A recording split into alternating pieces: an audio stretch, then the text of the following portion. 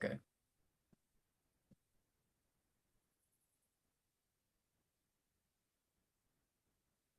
Say okay.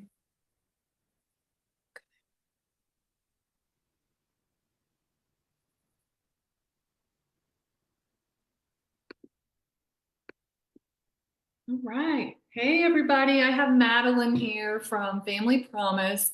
I recently learned about this organization based out of Stuart, Florida, Martin County, but I think they're a national organization. And I was really surprised to learn about the housing crisis, the homeless population here in our own county. And so she's going to share more about what's going on and how we can get involved, how we can help, and just really create that awareness. So thank you for being here today, Madeline. Welcome. Hi, everybody.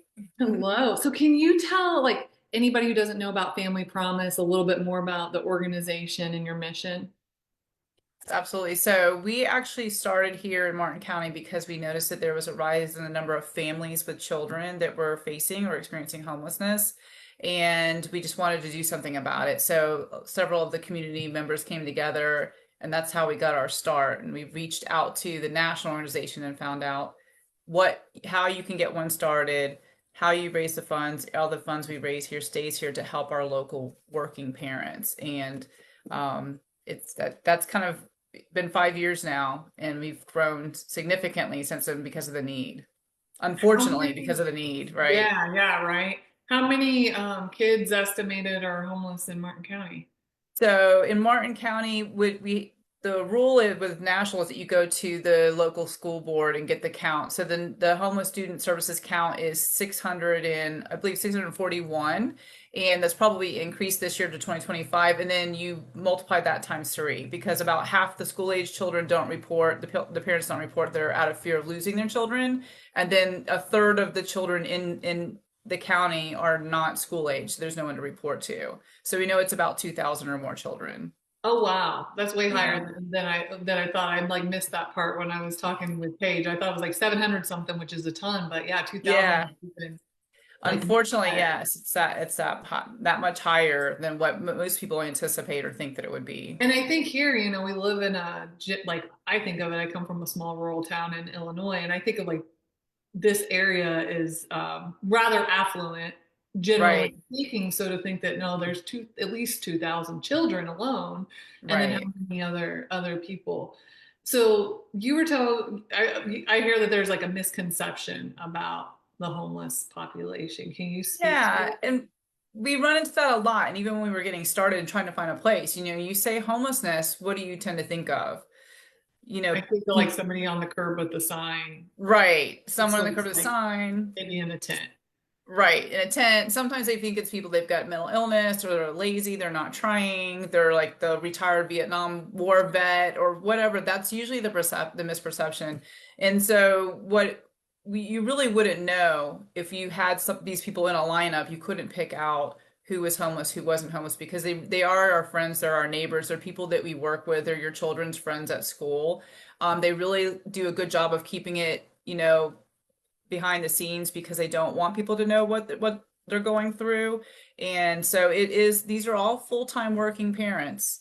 We have dual parenting families, we have single parenting families, and their children are in school or daycare, and these parents are working full time. And so you wouldn't really, and some of them have had, degrees, a lot of them more certifications in different fields. We've had teachers, nurses, people that even work from Martin County Board of County Commissioners, like with the county contract, not even contractually. I said to one father, I said contractually. He said, no, I'm an employee. So all the more reason I don't want people to know who I am. So we keep everything fairly anonymous as much as possible and sharing stories. So we found a unique way to share the stories, but there's a lot of shame in it because they feel like they'll be judged, that people feel like they're just not good with their money or they've done something wrong. I think that's so eye-opening because it could happen to any of us. And I think for, most of us who have a secure home at this moment, some people might think it will never happen to me.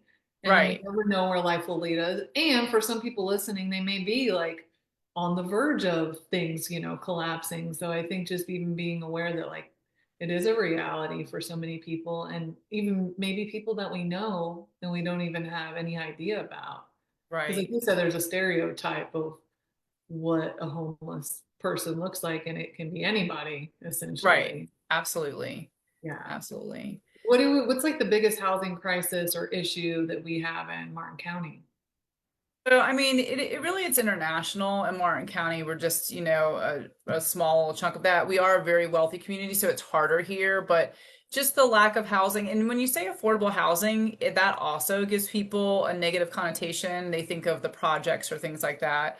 But really, it's just that there's a lack of housing that matches the income levels of the local wage earner. And that's the problem here. There's a significant lack of housing that matches the income of a household income of a local wage earner. And we're talking about people that make like 50,000 or below. And so it used to be that the number one reason for homelessness was a death, a divorce, a job loss, or something to that, or natural disaster. And now it's just simply because the housing is just out of reach at the income levels. And we're competing. Our local wage earners are competing with what we call digital nomads. So it's people that work virtually and they're getting paid the New York salary from New York or California. And when they come here and they apply for the apartments that are available, who's the property manager going to take? Someone making 100,000 from New York or someone making 40,000 from Martin County? They're taking that person. So there's a supply demand issue as well. Okay. And can you share more about how Family Promises? I know you guys do a lot within Yeah. the organization, but can you like highlight some Right. of the awesome things that you do? Yeah, we're doing more than we ever anticipated we would have to do. And I would say this job would have been so much easier if we were just providing the shelter rotation. But what's unique about the way we first provide shelter, if someone comes to us when they've like exhausted all other resources, they normally will come to us after they've tried everything. They've exhausted all their savings on a hotel, thinking they'd find another place. We have what we call a shelter rotation, and we use existing resources. So we use churches that will open up their Sunday school rooms for 2 straight weeks at a time, and it only the family goes in and out of there. We set it up; it looks just like a little hotel room, mini fridge, microwave, TV, Wi-Fi, internet, beds, nightstand, lamps, you name it. And then the family shower at our family center in the evenings, and then go home and then go home to the churches, and that creates that social capital where they get the volunteers that are providing food and those connections. They get job opportunities, cars donated, really great things to help kind of create this natural mentoring. And we can provide shelter at 1/3 the cost of a static site shelter. So that's one part. And then what we started to have to do was create transitional housing because we realized it's supposed to take 30 to 90 days to get someone back into housing. It's taking 5 to 7 months. We can't have families rotating through churches so Is that that long. partially from the reason that you shared with like it just doesn't the need doesn't meet the or the need doesn't meet the demand or that the people Right.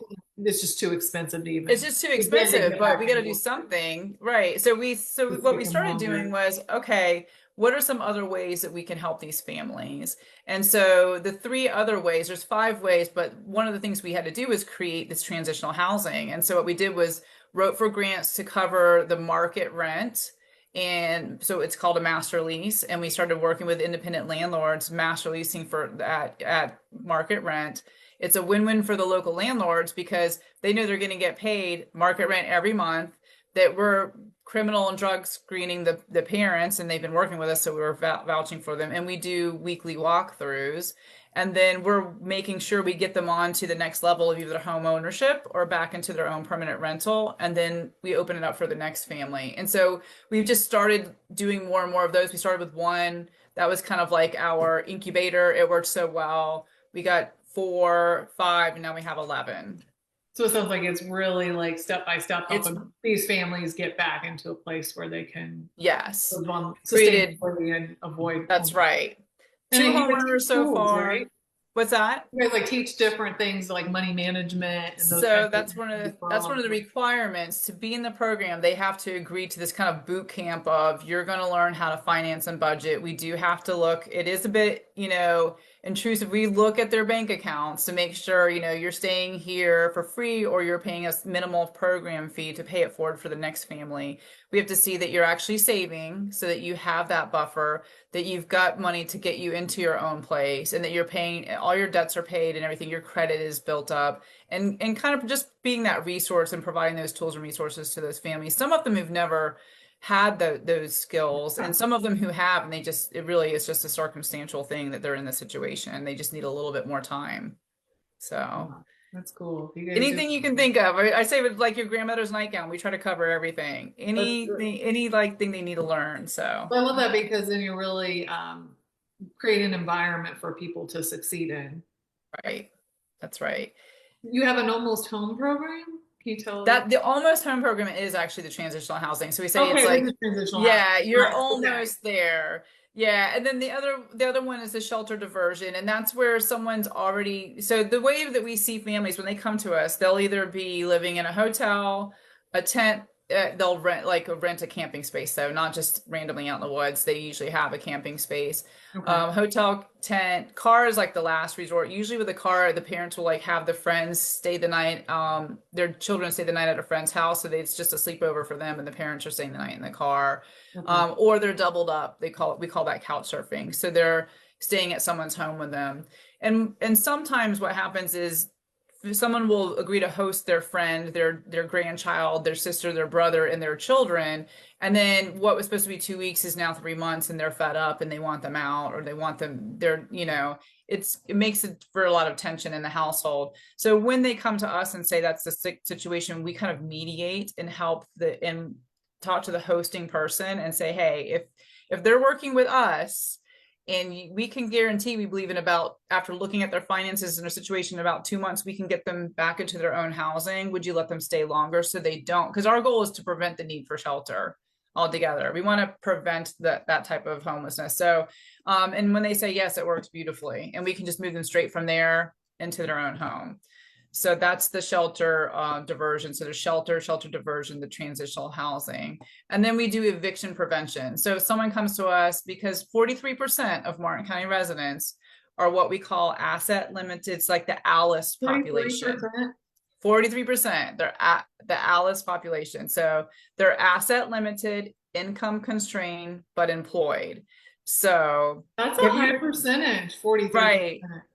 43%. So have you heard, you've probably heard this, 43% of Martin County residents or households are 1 or 2 paychecks away from homelessness. I've heard That's that. sort of, Well, they're 'cause kind of I white think knuckling it. yeah, I guess, like I said, I didn't grow up here. I've been here like 14, 15 years. But like my image of Martin County, like I would just not something I would think of. I maybe people who grew up here who know the county better Yeah. than I do, but just from like Yeah. outside looking in, and we have circles of friends who that's not, their circumstances. We tend to not be aware of these things. So I'm like so grateful Yeah. that you're sharing this and creating Yeah. that awareness because that's a high population. That's, It really is. It so really many is. people, right? You go to the store and you look around how many people there, that's their reality. And as a community, I think we're such a community oriented place. There's a lot that Right. we can do to support, our fellow peers Yeah. really. How are you guys funded?